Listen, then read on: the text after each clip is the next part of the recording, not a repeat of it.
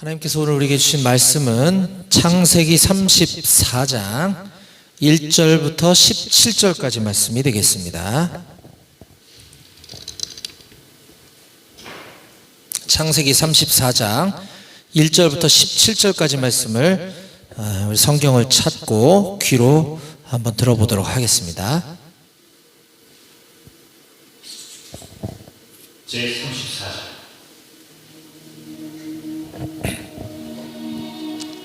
레아가 야곱에게 낳은 딸 디나가 그 땅의 딸들을 보러 나갔더니 히위 족속 중 하물의 아들 그 땅의 주장 세겜이 그를 보고 끌어들여 강간하여 욕되고 그 마음이 깊이 야곱의 딸 디나에게 영향하여 그 소매를 아버지 하물에게 친구에게 이르되 이 소녀를 내 아내로 얻게 하여 주소서. 야곱이 그 딸 디나를 그가 더럽혔다함을 들었으나 자기의 아들들이 들에서 목축함으로 그들이 돌아오기까지 잠잠하였고 세겜의 아버지 하물은 야곱에게 말을 했습니다. 야곱의 아들들은 들에서 이를 듣고 돌아와서 그들 모두가 근심하고 심노하였으니 이는 세겜이 야곱의 딸을 강간하여 이스라엘에게 부끄러운 일 곧 행하지 못할 일을 행하였습니다. 하물이 그들에게 이르되 내 아들 세겜이 마음으로 너희 딸을 연연하여 하니 원하건대 그를 세겜에게 주어 아내로 삼게 하라. 너희가 우리와 동원하여 너희 딸을 우리에게 주며 우리 딸을 너희가 데려가고 너희가 우리와 함께 거주하되 땅이 너희 앞에 있으니 여기 머물러 매매하며 여기서 기업을 얻으라. 세겜도 디나의 아버지와 그의 남자 형제들에게 이르되 나도 너희에게 은혜를 입게 하라. 너희가 내게 말하는 것은 내가 다 주리. 이 소녀만 내게 주어 아내가 되리라. 아무리 큰 훈수와 예물을 청할지라도 너희가 내게 말한 대로 주리라. 야곱의 아들들이 세겜과 그의 아버지 하물에게 속여 대답하였으니 이 세겜이 그 누이 디나를 더럽혔습니다. 야곱의 아들들이 그들에게 말하되 우리는 그리하지 못하겠노라. 할례받지 아니한 사람에게 우리 누이를 줄 수 없느니 이는 우리의 수치가 대민이라. 그런즉 이같이 하면 너희에게 허락하리라. 만일 너희 중 남자가 다 할례를 받고 우리 같이 되면 우리 딸을 너희에게 주며 너희 딸을 우리가 데려오며 너희와 함께 거주하여 한 민족이 되려니와 너희가 만일 우리 말을 듣지 아니하고 할례를 받지 아니하면 우리는 우리 딸을 데리고 가리라. 아멘. 여러분들 날씨가 많이 추워졌죠? 지난주 또 나라를 지키느라 국방의 의무를 수행하느라 우리 용사들 대단히 고생이 많았습니다. 우리 서로 바라보며 우리 이렇게 인사하고 격려했으면 좋겠습니다. 우리 주님을 찬양합시다라는 뜻으로 할렐루야 하고 인사합시다. 할렐루야. 힘차게 할렐루야. 우리 주님을 찬양합니다. 그래요. 우리 다다음 주에 혹한기 훈련이라고 했나요? 네. 차라리 지금 춥고 혹한기 때 덜 추운 게 나아요. 그죠? 우리 조금만 더 힘내서 이 추위를 잘 극복해 볼 수 있도록 합시다. 저는 아침에 백오대대에서 9시 반에 예배 드리고 왔는데 아침에 영하 10도가 훨씬 넘었던 것 같은데 히터가 안 따뜻해가지고 너무 춥더라고요. 발이 시려워가지고. 근데 화장실이 또 동파가 돼서 그거 좀 이렇게 보고 오느라고 그냥 발이 다 얼은 것 같아요. 그래가지고 우리도 여기 지금 온풍기를 좀 오늘 예열이 안 돼 있어서 늦게 틀긴 했는데 그래도 이 정도면 좀 따뜻하다 하는 마음이 들 정도로 다들 추운데 너무 고생들이 많은 것 같습니다. 아무튼 혹한기 전까지 추위가 좀 싹 물러가고 안 추운 날씨 속에서 여러분들 훈련 받을 수 있게 되기를 바랍니다. 네, 지난 주일에는 2025년에는 다 함께 성경 읽읍시다 라는 제목으로 말씀 선포와 함께 1년 1독 성경 읽기를 도전했습니다. 2025년에는 다 함께 성경 읽읍시다. 성경 통독이란 뭐겠어요? 성경을 통으로 다 읽는다는 얘기죠. 이 성경 통독에 대한 자신감을 여러분들께 고취시켜드리고 또 목표를 달성하기 위한 캠페인 시상을 걸었습니다. 제가 지난주 월요일 날 시작을 했고요. 금년도 12월 말까지 12월 31일까지 이 두꺼운 성경책 중에 뒤에 있는 신약 성경 마태복음부터 요한계시록까지 신약 성경만 일독을 해도 스타벅스 커피 쿠폰을 제가 3만 원을 개인별로 쏘겠다 그랬습니다. 그리고 신약을 다 읽은 다음에 구약으로 갈 거예요. 그래서 창세기부터 말라기까지 구약을 또 일독을 하면 마찬가지로 스타벅스 커피 쿠폰 3만 원을 또 쏜다 그랬습니다. 그러니까 성경을 전체 한 번만 읽으면 스타벅스 커피 쿠폰이 6만 원어치가 생기는 거예요. 괜찮아요? 약해요? 아니죠? 네. 근데 여러분들이 아직 많이 안 들어온 것 같더라고. 괜찮습니다.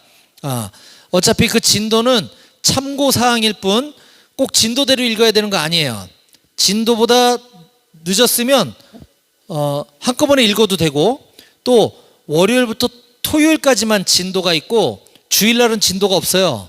그러니까 이번 주에 내가 못 읽은 거 주일날 찬찬히 밀린 거 읽으셔도 됩니다. 또는 다음 주 거 미리 땡겨서 읽어도 돼요.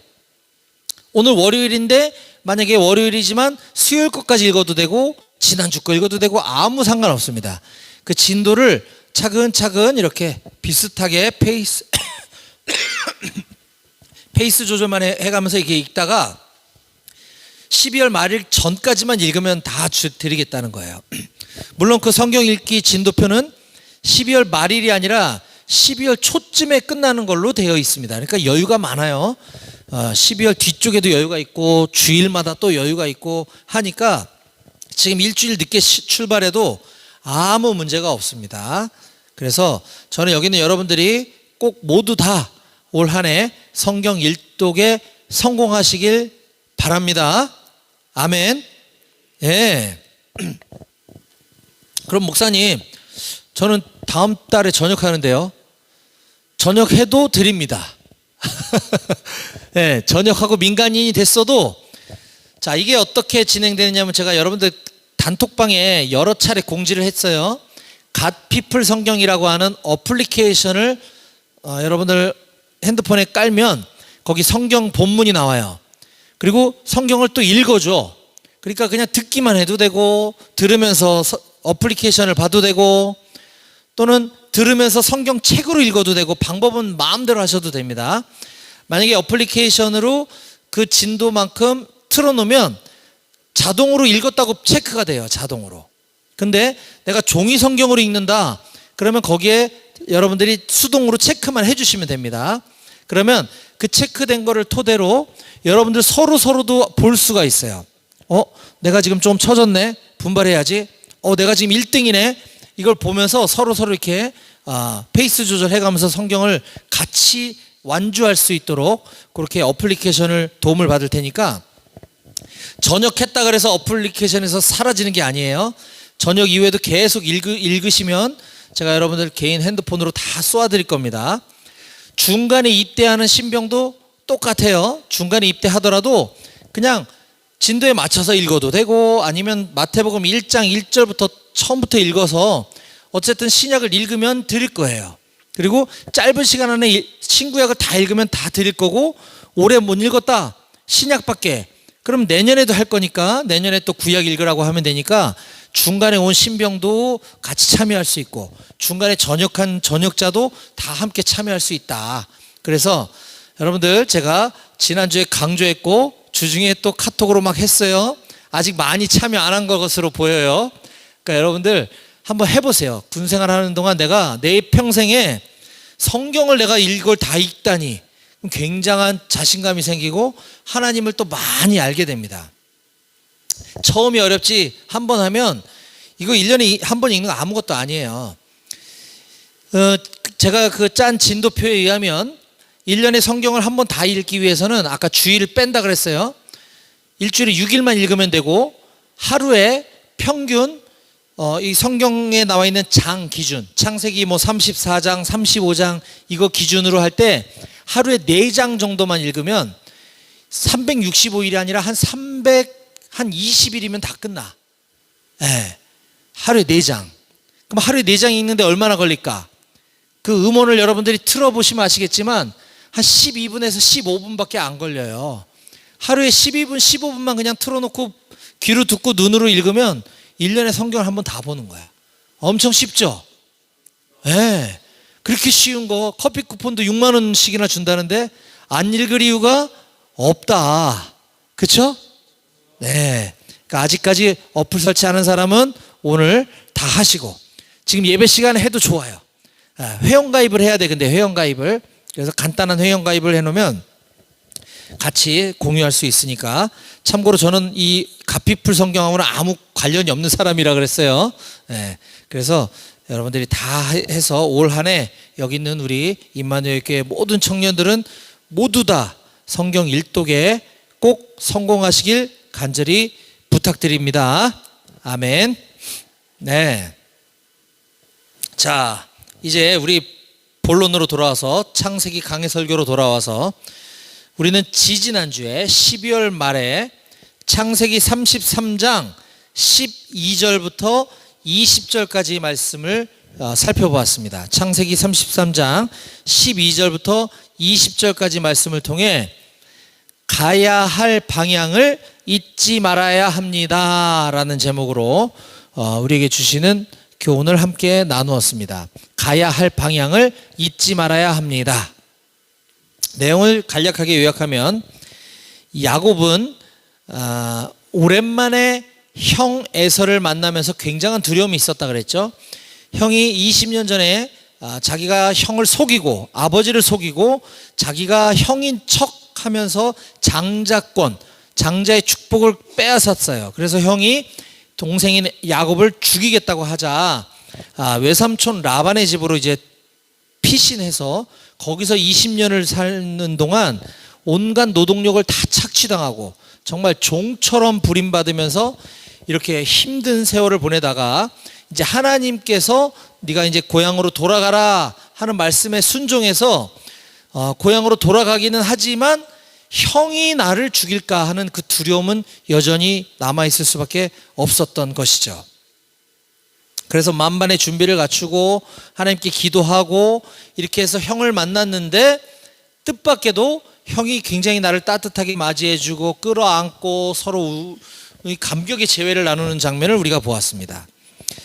이 에서가 그렇게 동생을 20년 만에 만나고 나서 이제 자기가 살고 있는 곳으로 함께 가서 살자, 같이 가자 라고 하니까 이 야곱은, 동생은 아직까지 형에 대한 두려움이 사라지지 않았는지 형 제가 지금 이 식구들도 많고 애들이 어려서 이 따라가는 속도가 굉장히 더디니까 형이 먼저 출발하세요. 그러면 제가 뒤따라가겠습니다 라고 하자 형이 그러면 좋아, 내가 이 경호원들을 붙여줄 테니까 그럼 얘들하고 같이 천천히 오거라 했더니 아유 아닙니다, 그렇게까지 안 하셔도 됩니다, 제가 알아서 천천히 갈 테니까 먼저 가세요 라고 형을 이렇게 안심시키고 형을 따돌린 후에 전혀 다른 방향으로 발걸음을 돌립니다. 자, 33장 16절 17절을 보겠습니다. 이날에 에서는 세일로 돌아가고, 자, 에서가 살던 곳이 세일이라고 하는 지역임을 알 수가 있죠. 에서는 세일로 돌아가고 야곱은 숫곳에 이르러 자기를 위하여 집을 짓고 가축을 위하여 우릿간을 지었으므로 그 땅 이름을 숫곳이라 부르더라. 자, 에서는 밑으로 내려갔고 야곱은 숫곳으로 방향을 돌려서 형이 살고 있는 곳으로 가려고 하는 의지가 없음을 성경이 우리들에게 보여주고 있습니다. 자, 그러고 나서 야곱은 느닷없이 숫곳에서부터 서쪽 방향으로 요단강을 건너갑니다. 자, 형을 안 따라간 건 일단 잘했어요. 왜냐하면 야곱은 가야 할 방향이 있었거든요. 거기가 어디냐면 베델이죠. 베델. 야곱은 하나님을 만난 곳, 부모님이 계신 곳 베델로 갔어야 했는데 베델은 지금 야곱이 있는 숫곳으로부터 남서쪽 방향이 베델입니다. 그런데 서쪽 방향, 요단강이 이렇게 길게 위아래로 가로지르고 있는데 요단강 동쪽에서 요단강 서쪽에 있는 숫곳으로 완전 방향이 다른 방향으로 가고 있는 거죠. 남서쪽으로 내려가야 되는데 정서쪽으로 지금 요단강을 건너서 세겜이라고 하는 지역으로 갔다라고 성경이 기록해주고 있습니다. 세겜으로 들어가서 뭘 했냐? 부동산을 삽니다. 갑자기 부동산을 왜 사요? 투기하려고 샀나? 거기 살라고 산 거죠. 땅을 사고 거기 집을 짓고 완전히 거기 눌러 앉기로 결정을 합니다. 자, 18절, 33장 18절 봅니다.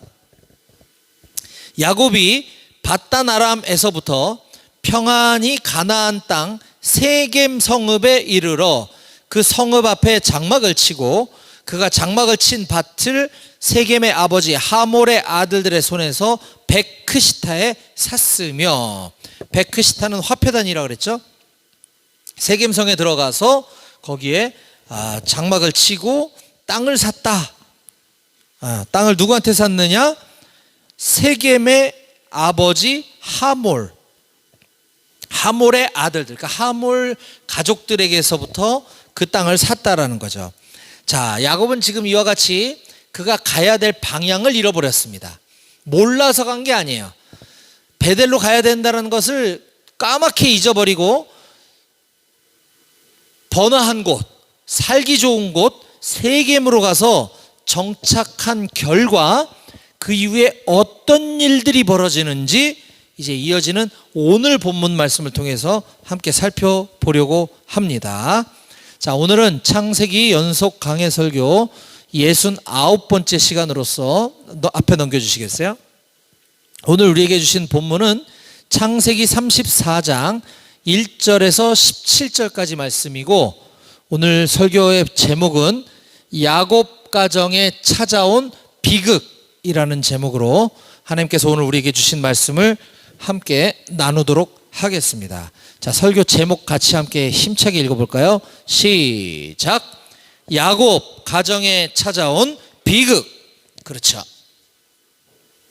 야곱 가정에 어떤 비극이 찾아왔는가 보도록 하겠습니다. 자, 야곱은 지금 현재 12명의 아들, 딸을 낳아서 같이 함께 살고 있었어요. 12남매라는 거죠. 그 중에 11명이 아들이고 1명이 딸입니다. 이 외동딸 이름이 디나라고 성경은 가르쳐주고 있고, 이 디나의 이야기로부터 오늘 본문이 시작을 합니다. 자, 34장 1절 같이 함께 읽어보겠습니다. 소리내어 다 같이 시작. 레아가 야곱에게 낳은 딸 디나가 그 땅의 딸들을 보러 나갔더니, 자, 디나는 야곱의 11남 1녀 중에 외동딸이라고 그랬습니다. 그러면 자, 야곱의 외동딸 디나가 그 땅의 딸들을 보러 나갔더니 이렇게 얘기하면 될 것을 지금 그 앞에 레아가 야곱에게 낳은 딸 디나 이렇게 소개하고 있습니다. 디나는 레아가 야곱에게 낳은 딸이다라는 걸 강조하고 있는 것이죠. 자, 복습해 보면 야곱에겐 4명의 부인이 있었습니다. 레아와 그의 여동생 라헬. 원래 야곱은 라헬을 사랑했죠. 근데 외삼촌이 동생이 먼저 시집가면 언니가 시집을 못 간다. 그래서 너 언니하고 먼저 결혼식 올려라. 그러면 내가 동생도 줄게. 해가지고 아내가 2명이 된 거예요.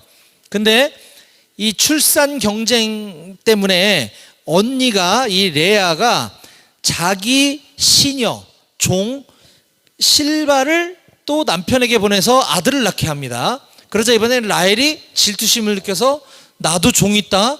그래가지고 내 종도 데려가서 아들 낳아라 해서 빌하를 또 남편에게 보내죠. 그러니까 남편이 아내가 4명이 돼버렸어요. 레아, 라헬, 실바, 빌하, 이렇게 4명으로부터 엄청나게 많은 아들, 딸들, 아까 12명이라 그랬죠. 11남 1녀, 11남 1녀를 낳았는데 그 중에서도 야곱이 사랑했던 아내는 라헬 1명이었잖아. 1명. 근데 라헬은 맨 마지막에 아들을 하나밖에 못 낳았어요. 요셉. 나머지는 다 별로 중요하지 않은 여인들에게서 지금 아들을 잔뜩 낳은 거죠. 자, 그런데 야곱이 사랑했던 라헬이 지금 현재 아들을 겨우겨우 하나만 낳아서 요셉밖에 없지만 그 이후에 베냐민이라고 하는 아들을 하나 더 낳게 됩니다. 그래서 야곱은 총 12남 1녀를 두게 되는데 지금 이 창세기 34장 이 시점에는 아직 베냐민이 태어나지 않았어요. 그래서 11남 1녀 중에 가장 많은 자녀를 출산한 게 누구냐 하면 바로 레아라는 겁니다. 레아. 이 레아는 야곱의 첫 번째 부인이면서 그가 야곱에게 낳아준 자식들이 누구냐? 루벤, 시므온, 레위, 유다, 이사갈, 스불론, 그리고 디나 딸까지 총 7명의 자녀를 낳았어요. 자, 11남 1녀 중에 7명을 레아가 낳았단 말이에요. 과반수가 넘죠. 그렇죠? 그런데 과반수가 넘는 인원이 중요한 게 아니라 이 디나는 레아의 딸이라고 하는 것을 강조하고 있는 것은 후에 레아가 낳은 다른 아들들, 아까 언급했던 루벤, 시므온, 레위, 유다, 이사갈, 스불론, 얘네들이 오늘 34장 본문에서 또 하나의 역할을 하게 됩니다. 별로 좋지 않은 역할을 하게 돼요. 이것이 쭉 스토리가 연결되기 때문에 우리는 디나가 레아가 낳은 딸이구나, 그리고 디나의 친오빠들, 어머니가 배다른 오빠들 말고 친오빠들과의 관계가 펼쳐질 것이구나, 이거를 머릿속에 한번 염두에 두고 나중에 다시 그 부분이 나오면 살펴보도록 하겠습니다. 자, 그래서 창세기 저자는 이 디나를 소개하면서 레아가 낳은 딸이다라는 걸 강조하고 있다라는 걸 지금 설명한 것이고요. 또 1절에서 우리가 눈여겨봐야 될 또 하나의 표현은 뒤에 디나가 그 땅의 딸들을 보러 나갔다라고 하는 표현이었습니다. 디나가 그 땅의 딸들을 보러 나갔다. 이게 무슨 말이냐? 그 땅의 딸들, 세겜 지역에 살고 있는 여인들, 비슷한 또래 여자애들을 보러 나갔다라는 거예요. 자, 호기심 많은 사춘기 소녀가 낯선 지역으로 이사를 가서 거기 살고 있는 내 또래 여자애들은 어떻게 하고 다니나, 옷차림이 어떤가, 여기는 뭐가, 화장이 어떻게 유행인가, 이런 게 어찌 보면 다 자연스러운 것일 수도 있지만, 세겜이라고 하는 지금 이 지역은 하나님을 모르는 이방 가나안 족속들이 사는 지역입니다.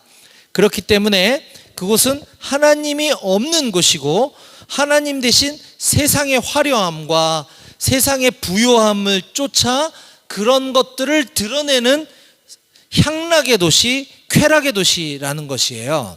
따라서 디나가 이러한 행동을 했다는 것은, 그 땅의 딸들을 보러 나갔다라고 하는 것은 하나님 없이 사는 사람들, 하나님을 믿지 않는 사람들의 삶이 얼마나 매력적인지, 그 매력에 이끌려서 그곳 여자아이들의 삶의 모습을 부러워했다라는 것을 의미하는 것입니다. 그런데 여러분, 이건 어디까지나 이 창세기를 지금 읽고 있는 독자인 우리가 이걸 이렇게 해석할 수 있는 것이지, 정작 이 디나의 아버지인 야곱은 이러한 자기 딸의 문제점을 전혀 인식하지 못하고 있다는 것이 안타까운 일인 것입니다.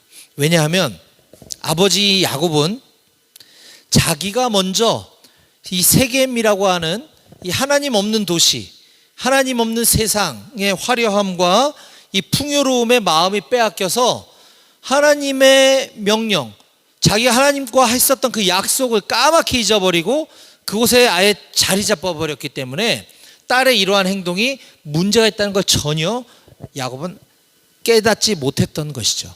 부전여전이었던 것입니다.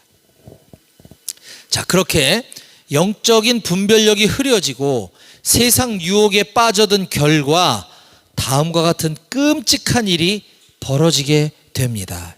2절 말씀 봅니다. 히위 족속 중 하몰의 아들 그 땅의 추장 세겜이 그를 보고 끌어들여 강간하여 욕되게 하고. 지금 야곱의 딸 디나가 그곳에서 성폭행의 피해자가 되고 만 것입니다. 끔찍한 일이 벌어진 거죠.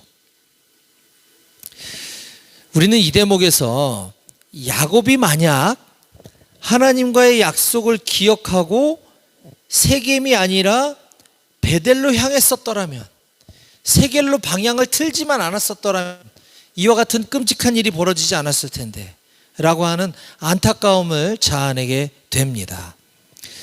여기서 우리가 얻어야 될 교훈은, 우리도 삶의 여정 가운데 하나님의 말씀을 잊어버린 채 우리 자신의 즐거움과 쾌락, 만족만을 추구하며 살다가 나중에 후회하는 일이 없게 되기를 바랍니다.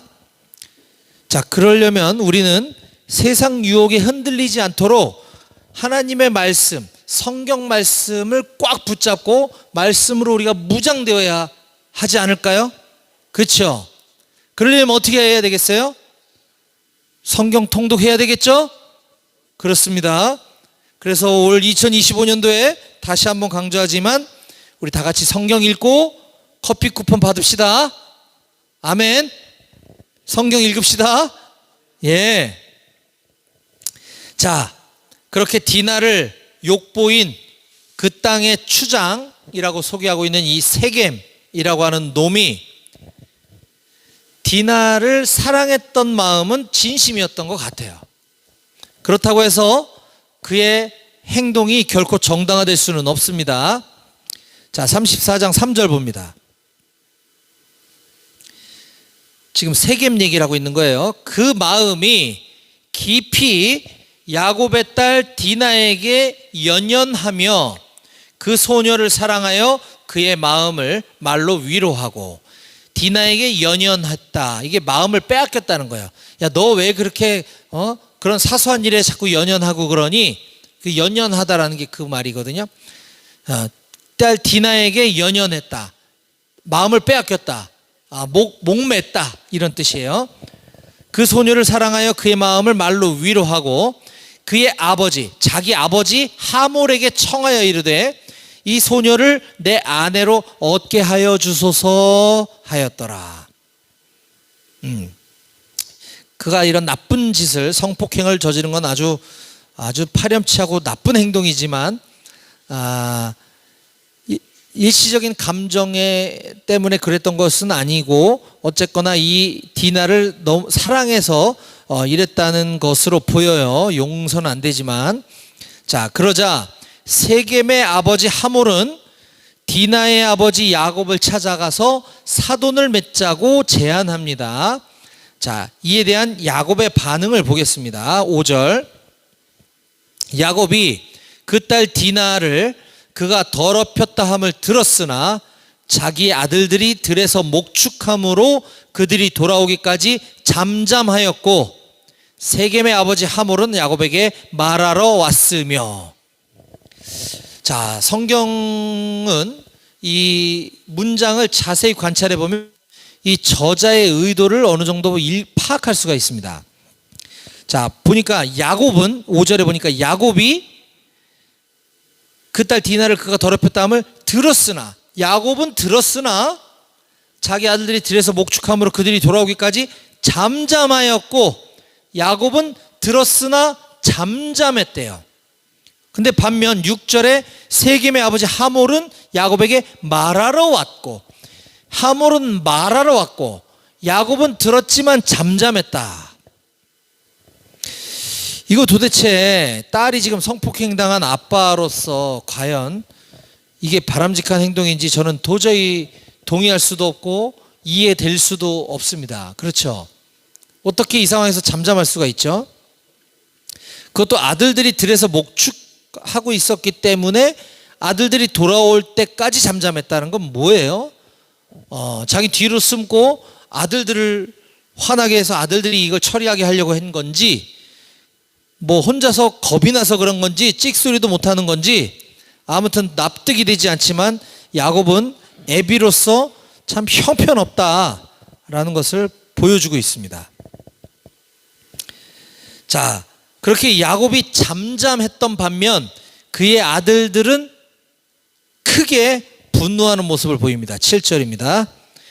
야곱의 아들들은 들에서 이를 듣고 돌아와서 그들 모두가 근심하고 심히 노하였으니, 여기 이를 듣고 돌아와서라고 하는 것은 원어, 히브리어 원어 성경에 보면 이 소식을 듣자마자 돌아왔다는 뜻이에요. 목축을 하다가 돌팔매를 들고 뭐 수풀을 헤치기 위해서 곡괭이 삽을 들고 있던 그대로 듣자마자 달려왔다는 거죠. 근심하고 심히 노하였다 그랬어요. 이게 정상적인 반응이죠. 그 뒤에 어떤 행동을 하는 건 나중 문제고 이게 당연한 행동이었을 것이에요. 자, 여기서 우리가 배워야 할 교훈이 있습니다. 두 번째 교훈인데요. 자기 가족에게 불행한 일이 생겼을 때 이거를 적극적으로 노력하지 않았어요, 야곱은. 뿐만 아니라 이 일이 왜 일어났는지, 하나님의 어떤 계획 가운데 이 일을 허락하셨는지 하나님의 뜻을 구하지도 않고 하나님께 도움을 청하는 기도도 하지 않는, 야곱에게는 지금 34장에 하나님의 하자도 없는 그런 모습을 지금 우리들에게 보여주고 있다는 것입니다. 자, 이것을 통해 우리 또한 우리 자신의 모습 속에서 하나님이 없지는 않는지, 내가 하나님을 까맣게 잊고 살아가고 있지는 않는지 우리 자신을 돌아보아야 할 줄로 믿습니다. 아멘. 자, 이제 하몰과 그 세겜 추장 그 부자들은 야곱의 딸 디나를 아내와 며느리로 맞이하기 위해 야곱 식구들과 이제 협상에 들어갑니다. 8절 봅니다. 하몰이 그들에게 이르되 내 아들 세겜이 마음으로 너희 딸을 연연하여 하니 원하건대 그를 세겜에게 주어 아내로 삼게 하라. 저는 이걸 읽으면서 엄청 화가 나던데, 이런 뻔뻔하고 정말 네 가지가 없는 인간이 있나요? 네 가지 뭔지 알아요? 4가지가 아니고 4가지. 내가 강단에서 욕을 할 수가 없어서. 아니, 지금 지 자식이 성폭행을 저질렀는데 너 일로 와, 무릎 꿇어 이 자식아. 그래서 제가 애비로서 아들을 잘못 가르쳤습니다, 용서해 주십시오. 대신 저희가 되게 귀한 따님을 평생 귀한 아내로, 며느리로 잘 우리 식구처럼 이렇게 맞이하겠습니다 라고 싹싹 빌고 용서를 구했어도 시원찮을 마당에 지금 말하는 4가지가 내 아들 세겜이 마음으로 너희 딸을 연연하여 하니 원하건대 그를 세겜에게 주어 아내로 삼게 하라. 이 귓방맹이를 그냥, 그죠? 예, 뻔뻔스러운 모습입니다. 그러면서 마치 자기들이 선심이라도 쓰는 양, 자기들과 함께 거주하고 살면서 서로 우리 딸을 너네한테 줄 테니 너네가 며느리로 삼고 니네 딸도 우리에게 주고 이렇게 서로 결혼도 하고 경제활동도 하면서 함께 어울려 살자고 제안을 합니다. 거기에다가 한술 더 떠서 이 성범죄자인 주제에 이 세겜 이 자식도 지가 추장이라 그런지 자기 재력을 뽐내면서 이렇게 제안합니다. 11절. 세겜도 디나의 아버지와 그 남자 형제들에게 이르되 나로 너희에게 은혜를 입게 하라. 너희가 내게 말하는 것은 내가 다 주리니 이 소녀만 내게 주어 아내가 되게 하라. 아무리 큰 혼수와 예물을 청할지라도 너희가 내게 말한 대로 내가 다 주리라. 건방진 자식, 그쵸? 예. 자, 그러자 야곱의 아들들, 정확히 얘기하면 디나의 친오빠들, 레아가 낳은 아들들이에요. 다른 아들들은 관심도 없어, 친동생이 아니니까. 이 레아가 낳은 아들들이 다음과 같이 조건을 제시합니다. 14절. 야곱의 아들들이 그들에게 말하되 우리는 그러하지 못하겠노라. 할례받지 아니한 사람에게 우리 누이를 줄 수 없노니 이는 우리의 수치가 됨이니라. 여기까지 좋아요. 아주 좋아. 15절. 그런즉 이같이 하면 너희에게 허락하리라. 만일 너희 중 남자가 다 할례를 받고 우리같이 되면 우리 딸을 너희에게 주며 너희 딸을 우리가 데려오며 너희와 함께 거주하여 한 민족이 되려니와. 얼핏 들으면 되게 괜찮은 것처럼, 신앙이 좋은 것처럼 들리지만 이 제안은 다음 주에 이어질 설교 말씀에서 그 진의가 드러나게 됩니다. 미리 공개하면 지금 이 야곱의 아들들은 진심으로 우리는 하나님 믿는 백성이기 때문에 우리는 할례가 중요한데 너희같이 할례 받지 않은 백성들하고 우리가 같이 피를 섞을 수가 없다. 그러니 너희도 하나님 믿고 할례를 받으면 우리가 그렇게 하게 해주마 라고 진심으로 제안한 것이 아니라, 할례가 뭡니까 여러분? 할례가 뭐죠? 포경수술이에요. 할례가. 포경수술 받으면 어때요? 많이 아파요. 그죠? 네. 남자들, 그 세겜 족속들, 남자들이 다 남녀노소, 여자는 아니구나. 어린아이나 어른이나 남자들이 싹 다 포경수술 받으면 어떻게 해요? 아파서 종이컵 차고 다니겠죠? 네, 아파서 막 엉거주춤 다닐 거 아니에요? 그러면 가장 아플 때 3일째 되는 날 쳐들어가 갖고 이 세겜의 남자들을 다 죽여버리려고 지금 이 아들들이 할례를 핑계 대면서 할례 받아라. 그러면 우리 여동생 보내줄게 라고 제안을 하고 있는 것입니다. 여기서 우리가 깨달아야 될 마지막 세 번째 교훈이 있습니다. 할례는 단순한 포경수술 정도가 아니에요. 할례는 엄연히 구약시대에 하나님의 백성으로서 가져야 될 거룩한 의식입니다. 의식. 우리가 세례를 받고 신앙을 고백하고 하나님의 자녀가 되듯이 할례를 받아야지 하나님의 자녀가 되는 거룩한 의식이었어요. 하나님이 명령하신 거였었어요.